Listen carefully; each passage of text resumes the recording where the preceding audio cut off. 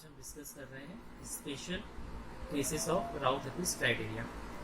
Previous lecture में हमने discuss किया था Routh Hurwitz criteria. There are two special cases. In case one, if the first column term in any row is 0 but the remaining terms are not 0, it means कि जो हमारा first और second row लिखने के बाद जब हम थर्ड रो पर आते हैं, अगर थर्ड रो में हमारा कोई भी एक एलिमेंट रो का 0 है और बाकी एलिमेंट्स हमारे 0 नहीं हैं, उस केस में हम क्या करते हैं, हम जो हमारे पास ओरिजिनल इक्वेशन इसका हमें इन्वेस्टिगेशन करना है स्टेबिलिटी के लिए, हम उस ओरिजिनल इक्वेशन में s प्लस a का मल्टीप्लाई करते हैं और a हमारा क्या होता है, positive real number. Then we will multiply s plus 1 in the original equation. हम लोगों ने यहाँ पर एक एग्जाम्पल लिया है, s की पावर 5 प्लस s की power 4 plus 2s2 plus 2s square plus 3s plus 5 equals to 0। इस इक्वेशन के लिए हमें स्टेबिलिटी एनालिसिस करना है। राउ-थर्विस क्राइटेरिया में जैसा मैंने पहले बताया, the highest power of this polynomial is 5, तो हम ये करेंगे s की पावर 5 s क्यूब और s की पावर 1 ऑड पावर के जो कोफिशिएंट्स होंगे, जो हमारे ऑड पावर के कोफिशिएंट्स होंगे वो हम फर्स्ट रो में लिखेंगे, जो इवन पावर के कोफिशिएंट्स होंगे वो हम सेकंड रो में लिखेंगे। द कोफिशिएंट ऑफ s की power 5 is 1, the coefficient of s cube is 2, the coefficient of s is 3। तो हमने s की पावर 5 4 3 2 1 0 लिखा और ऑड पावर का कोफिशिएंट क्या है, 1 2 3, हमने यहाँ पे लिखा 1 2 3।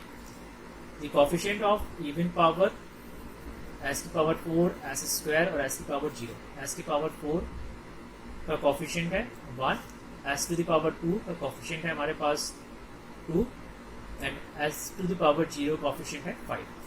1 2 5 are the coefficient of even power of s। Now we are calculate the value of v1। Now we are calculating the value of v1। The value of v1 is -1 upon इसके just ऊपर वाले रो की जो first value होगी वो -1 upon 1 1 1 2 2। इस तरीके से हम v2 की वैल्यू निकालेंगे। तो वैल्यू ऑफ v2 इज, जितना पार्ट हमारा कॉमन रहेगा -1 upon 1 1 1 कॉमन रहेगा। v2 की वैल्यू निकालने के लिए, v2 की वैल्यू हम किसके लिए निकाल रहे हैं, इसके लिए v2 की वैल्यू निकालने के लिए हम ये दोनों वैल्यूज नहीं लेंगे, हम क्या लेंगे, इसके आगे वाली वैल्यूज मीन्स 3.5 -1 upon 1 3.5, ये वैल्यू आ रही है हमारी -2। इस थर्ड रो पे जो हमें वैल्यूज मिल रही है, एक वैल्यू मिल रही है हमें 0, नेक्स्ट वैल्यू हमें मिल रही है -2। It means we can say the first element of this row is 0। हमारी रो की सारी वैल्यू 0 नहीं है, हमारी रो की केवल एक ही वैल्यू 0 मिल रही है। ये हमारा फर्स्ट केस है, राउ-थर्विस क्राइटेरिया का फर्स्ट केस है। In this first case the first element of this row is 0। In that case we will multiply the original equation by s plus a।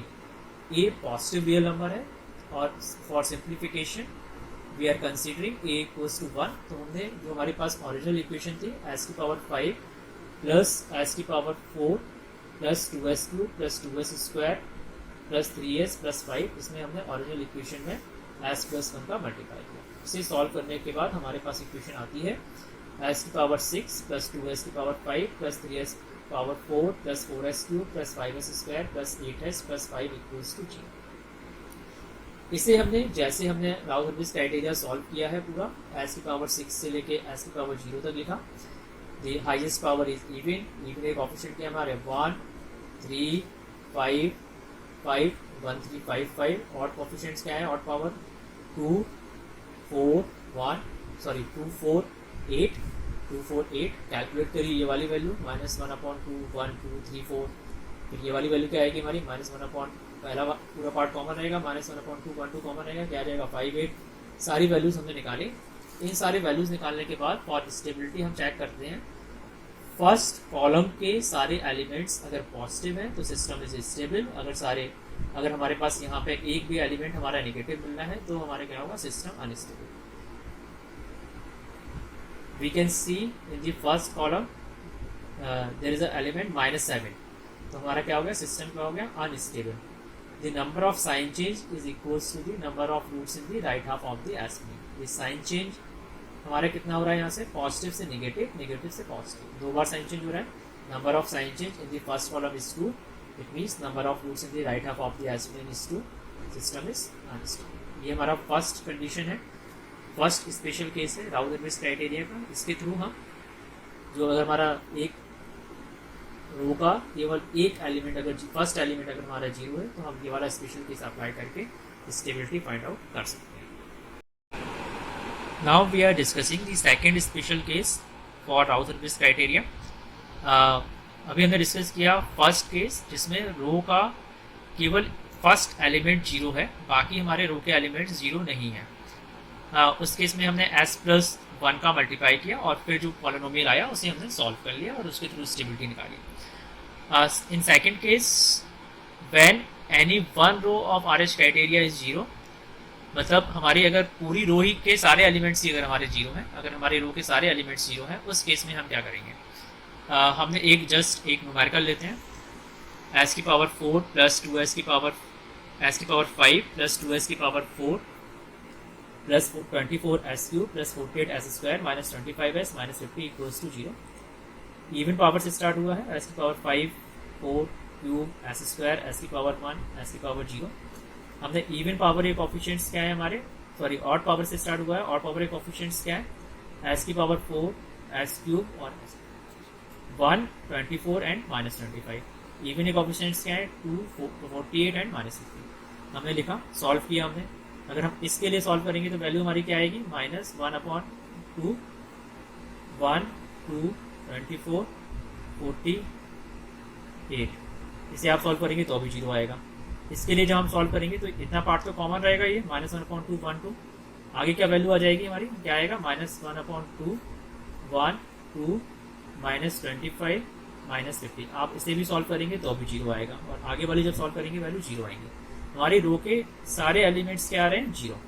इस case में हम क्या करते हैं, इससे जस्ट ऊपर वाला जो पॉलिनोमियल है, मतलब 2 इंटू s की power 4 plus 48s² minus 50 equals to 0. इसके जस्ट ऊपर वाले को हम ऑक्सिलरी पॉलिनोमियल मानकर as इक्वल्स टू 2s की पावर 4, जो भी हमारी रो 0 आ रही है उसके जस्ट ऊपर वाली रो लेनी है. तो हमारा क्या आया, 2s की power 4 plus 48s² minus 50 equals to 0. इसे हमने with respect to s differentiate किया, क्या आया, 8s³ plus 96s. 8s³ plus 96s. तो हमारी जो रो 0 हो रही थी वहां पर हमने s³ वाली रो 0 हो रही थी, यहाँ पे हमने डिफरेंशिएट करने के बाद अब हमारे पास नए कॉफिशिएंट आ गए हैं. s³ कॉफिशिएंट है 8 और s का कॉफिशिएंट 96. तो जो पूरी रो 0 हो रही थी वहां पे हमने नए कॉफिशिएंट लिख दिए 8 और 96. फिर हमने सॉल्व किया. आगे जैसे हम सॉल्व करते हैं, हमने यहाँ पे देखा कि लास्ट एलिमेंट जो है, फर्स्ट कॉलम का जो लास्ट एलिमेंट है उसकी वैल्यू हमारी क्या आ रही है, फर्स्ट कॉलम के लास्ट एलिमेंट की हमारी वैल्यू क्या आ रही है, -50. मीन्स फर्स्ट कॉलम के लास्ट एलिमेंट की हमारी वैल्यू है नेगेटिव. सारी वैल्यूज हमारी पॉजिटिव आई, लास्ट वैल्यू हमारी क्या आ गई, नेगेटिव. अगर हम यहाँ पर नंबर ऑफ साइन चेंज देखें, नेगेटिव आ गई, it mean system is unstable. Number of sign change देखें तो यहाँ पे साइन चेंज 2 बार नहीं हो रहा है, एक ही बार हो रहा है. कैसे, पॉजिटिव से नेगेटिव, फिर नेगेटिव के आगे कोई टर्म है नहीं, तो एक ही बार साइन चेंज हो रहा है पॉजिटिव से नेगेटिव. तो number of sign change in the first column is 1. तो number of roots in the right half of the s plane is 1. System क्या हो गया हमारा, अनस्टेबल.